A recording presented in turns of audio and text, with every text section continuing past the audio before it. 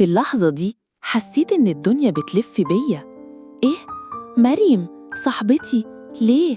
عقلي رافض يستوعب.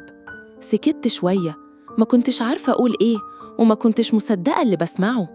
الأستاذة الميك اب ارتست كملت: مش بس كده، هي كمان كلمت الفوتوغرافر ولغت الحجز بتاعه، وسمعتها بتقول إنها هتلغي الفستان كمان. هنا الدموع نزلت من عيني زي الشلال، مش قادرة أصدق. دي مريم اللي كنت بحكي لها كل حاجة، اللي كنت فاكراها هتفرح لي، دي بتدمر لي أهم يوم في حياتي. إيه كمية الحقد دي؟ إيه كمية الشر اللي ممكن تكون جوه بني آدم قريب منك لدرجة إنه يعمل كده؟ بقيت قاعدة مكاني مصدومة، مش عارفة أجمع نفسي. اليوم اللي بستناه طول عمري، يوم الفرحة اللي المفروض يبقى أحلى يوم في حياتي، بيتحول لكابوس بسبب أقرب واحدة ليا.